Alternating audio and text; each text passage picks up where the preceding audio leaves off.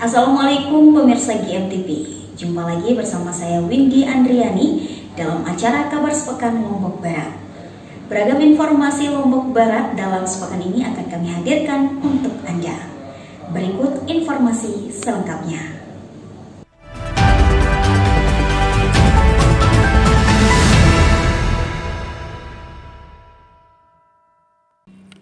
Bimbingan teknis penyusunan sasaran kinerja pegawai atau SKP yang dilaksanakan di Hotel Jayakarta pada hari Kamis 17 Februari 2022.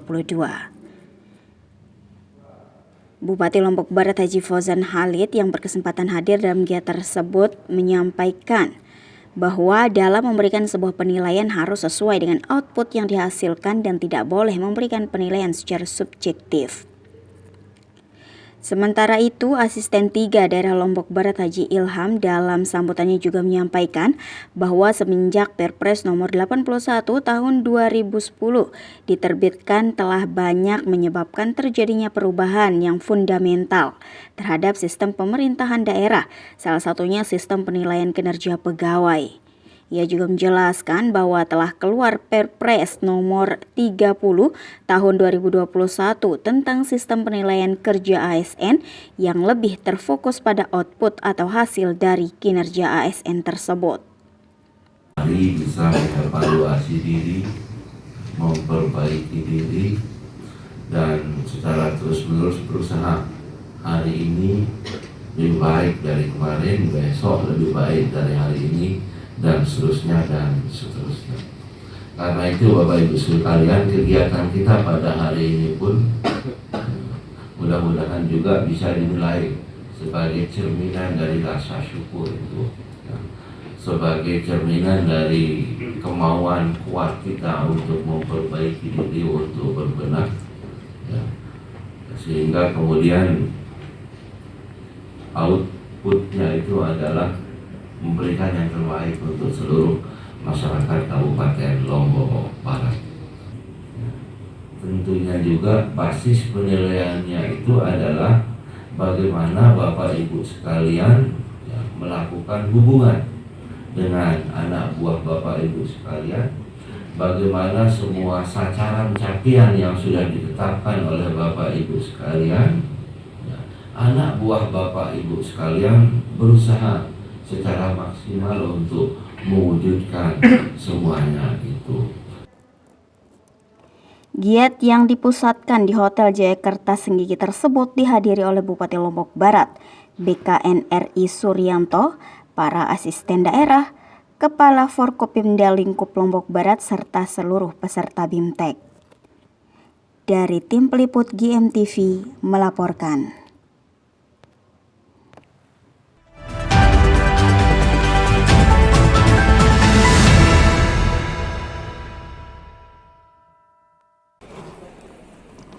Kabupaten Lombok Barat kembali meraih prestasi membanggakan. Kali ini Lombok Barat didaulat oleh Komisi Penyiaran Daerah atau KPID Nusa Tenggara Barat sebagai kabupaten yang peduli pada lembaga penyiaran publik lokal atau LPPL. Penghargaan ini diberikan secara langsung oleh Wakil Gubernur Nusa Tenggara Barat, Hajah Romi Jalilah. Kabupaten Lombok Barat menerima anugerah KPID bersama Kabupaten Lombok Timur, Kota Mataram, dan Kota Bima. Selain memperoleh anugerah kepedulian LPPL, Lombok Barat dalam hal ini Radio Suara Girimenang juga berhasil memperoleh anugerah sebagai radio ramah anak. Anugerah ini diperoleh setelah mengalahkan sejumlah radio-radio elit di NTB. Dalam sambutannya, Wakil Gubernur NTB Hajah Siti Romi Jalilah mengajak semua pihak untuk optimis menyongsong masa depan. Keberadaan KEK Mandalika serta potensi wisata di 10 kabupaten atau kota menjadi modal besar bagi masyarakat NTB. Karenanya, melalui lembaga penyiaran diharapkan dapat menyebarluaskan semangat, optimisme, dan kolaborasi. Saya bisa mengawal KPID menjadi kompak, ya, luar biasa. Menghadirkan satu seni yang baru pertama kali ditampilkan. Ini ada di tengah, ya, sebagai penyambungnya, dan kesuksesan pembangunan di NTB ini tidak terlepas dari Selamat untuk semua, selamat untuk KPID. Terima kasih. Assalamualaikum warahmatullahi wabarakatuh. Sementara itu, Ketua KPI Pusat Agung Supriyo mengatakan anugerah ini sebagai upaya KPI dan KPID untuk menguatkan lembaga penyiaran lokal. Ia juga mengatakan bahwa kegiatan anugerah KPID NTB ini sangat luar biasa karena memiliki hadiah yang fantastis mencapai 1 miliar rupiah. Ia juga berharap agar konten lokal dapat tetap menjadi perhatian sesuai dengan amanat undang-undang. Kegiatan yang berlangsung di Hotel Lombok Raya Mataram dihadiri oleh Wakil Gubernur NTB Hajah Siti Romi Jalilah, Wakil Ketua DPRD Provinsi Mori Hanafi, Kepala Daerah se-NTB, anggota Forkopimda, dan Kepala OPD se-NTB serta lembaga penyiaran di NTB. Dari tim peliput GMTV melaporkan.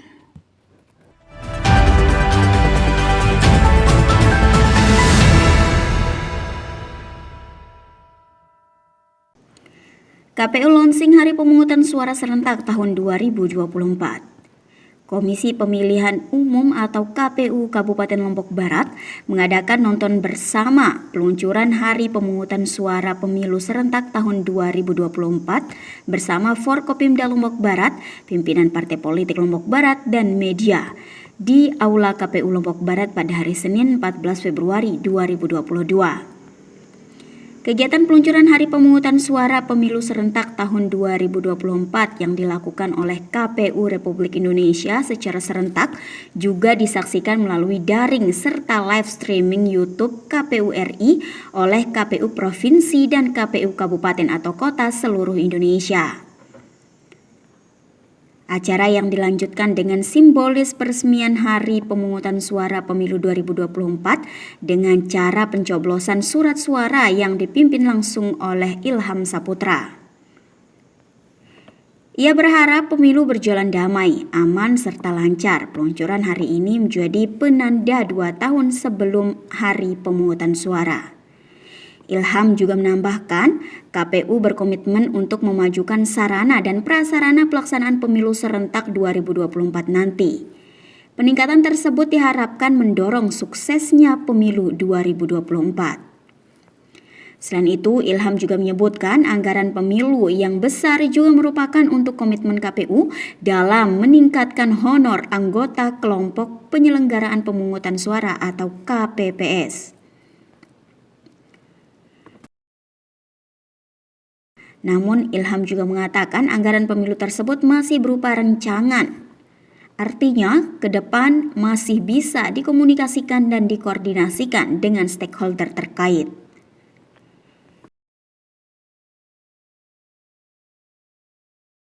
Dari tim peliput GMTV melaporkan.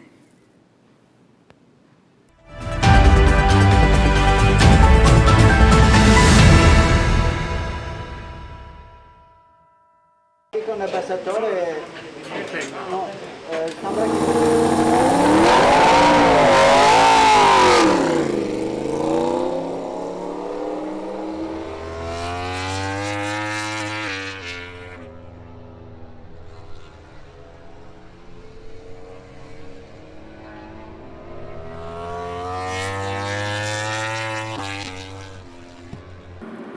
Rapat sinkronisasi mingguan MotoGP 2022 yang dilaksanakan secara virtual di ruang rapat Umar Maye, kantor Bupati Lombok Barat pada hari Selasa 15 Februari 2022.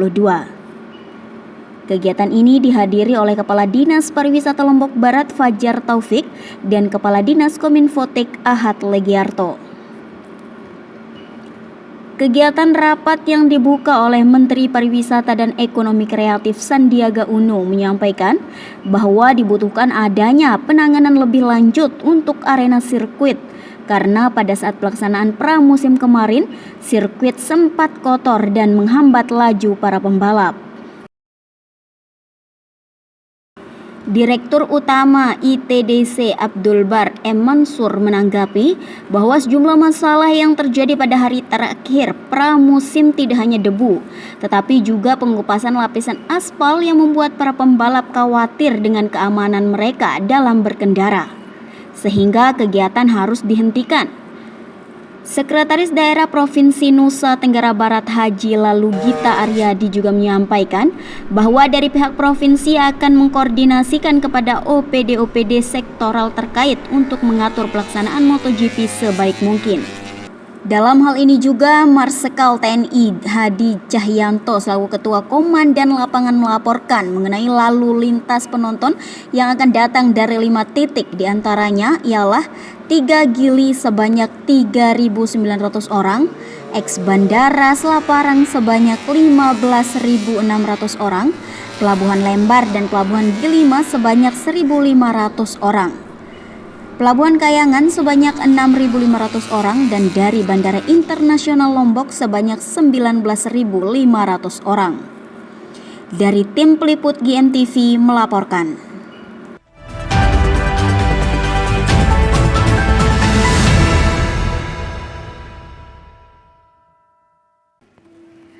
Peletakan batu pertama pembangunan Masjid Nurul Ihsan yang terletak di Dusun Gubuk Baru, Kecamatan Lingsar, Kabupaten Lombok Barat.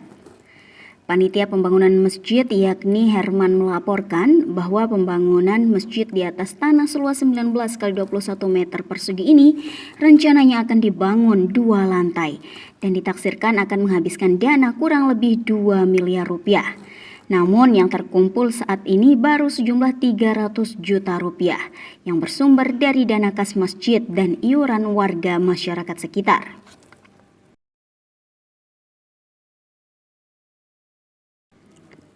Pembangunan masjid ini bukan kali pertama, melainkan ini ketiga kalinya setelah sebelumnya masjid ini adalah sebuah musola.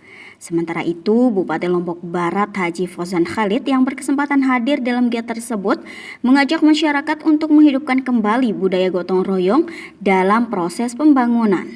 Ia berharap masjid ini dapat menjadi tempat ibadah dan tempat mendidik akhlak generasi penerus bangsa.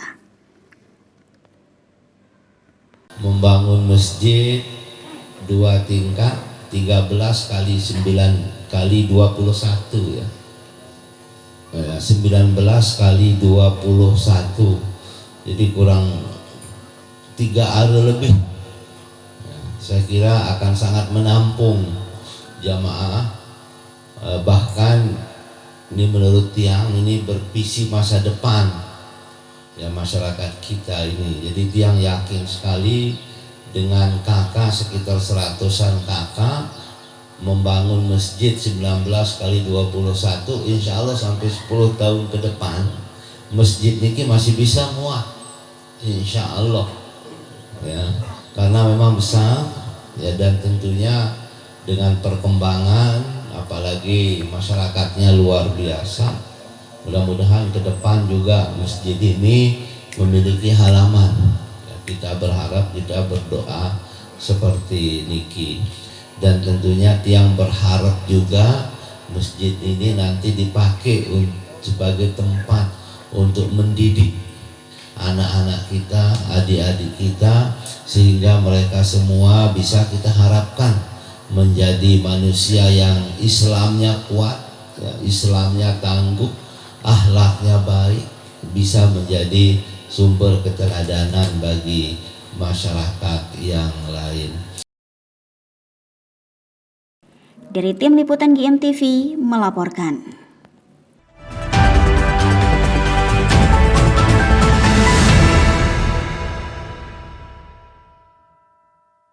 Jelang MotoGP, vaksinasi di Lombok Barat mencapai 94%. Bupati Lombok Barat Haji Fauzan Khalid yang didampingi oleh DPRD Haji Nur Hidayah, para kepala UPD dan Forkopimda Lombok Barat mengikuti rapat koordinasi penanganan COVID-19 di NTB yang diselenggarakan oleh pemerintah Provinsi NTB secara virtual di ruang rapat Joyeng Rane kantor Bupati Lombok Barat Selasa 15 Februari 2022. Rapat yang diikuti oleh seluruh pimpinan daerah kabupaten atau kota se-NTB ini membahas tentang kesiapan seluruh daerah dalam menangani kasus COVID-19 varian Omikron. Dalam rapat tersebut, Bupati Lombok Barat Haji Fauzan Khalid menyampaikan berbagai langkah cepat yang dilakukan oleh Lombok Barat dan kendala yang dihadapi. Bupati mengatakan capaian vaksinasi di Lombok Barat sudah mencapai 94% untuk dosis pertama dan 84% untuk dosis kedua. Hal ini sesuai dengan instruksi Presiden untuk mempercepat vaksinasi dan menerapkan protokol kesehatan, seperti yang disampaikan dalam Vkon beberapa waktu lalu. Secara umum di Lombok Barat, kalau data manual kami vaksinasi itu 94% untuk dosis pertama, kemudian untuk dosis keduanya 84%. Data PICARE kami untuk dosis pertama itu 88%, untuk dosis kedua itu 74%. Anak-anak tetap sekolah walaupun tidak penuh. Jadi sejak 1 minggu lalu kami sudah memerintahkan melalui Dinas PDK supaya sekolah-sekolah di Lombok Barat tetap boleh masuk tapi pakai sistem shift. Ya, tentunya dengan tetap menerapkan protokol kesehatan. Dalam kesempatan itu pula, Bupati Lombok Barat juga menyampaikan sejumlah kendala yang dihadapi, salah satunya adalah banyaknya tenaga kesehatan di puskesmas yang terpapar COVID-19. Hal ini tentu menjadi hambatan dalam melakukan kegiatan vaksinasi, sehingga untuk sementara waktu kegiatan vaksinasi belum maksimal dan optimal. Karena banyaknya tenaga kesehatan di Lombok Barat yang terpapar COVID-19, sehingga beberapa puskesmas masih menunda pelayanan vaksinasi. Sementara itu, Gubernur NTB Haji Zulkifli Mansyah dalam rapat tersebut mengingatkan tentang perhelatan MotoGP yang akan dilaksanakan dalam waktu dekat, yakni Maret mendatang. Karenanya, ia meminta agar seluruh daerah di NTB dapat mengoptimalkan vaksinasi dan penerapan protokol kesehatan agar diperketat. Orang nomor 1 di NTB itu juga mengatakan meski Omikron tidak seganas varian Delta, namun ia meminta agar menjadi perhatian khusus dan tetap dihadapi dan ditangani dengan tenang dan penuh kewaspadaan. Pada kesempatan yang sama pula, Wakil Gubernur NTB, Hajah Romi Jalila juga menyampaikan bahwa mengingat tingkat keterisian tempat tidur atau bor rumah sakit per 100.000 di NTB harus betul-betul diperhatikan. Sebab hal ini juga yang membuat level NTB berada pada level tertentu. Sehingga ia meminta hal ini menjadi perhatian bersama agar rumah sakit betul-betul melayani pasien kasus positif yang sedang atau berat yang memang tidak bisa isolasi mandiri dan harus dirawat di rumah sakit. Ia juga mengatakan kapasitas rumah sakit harus dimaksimalkan sehingga bor sesuai dengan kapasitas yang ada di daerah masing-masing.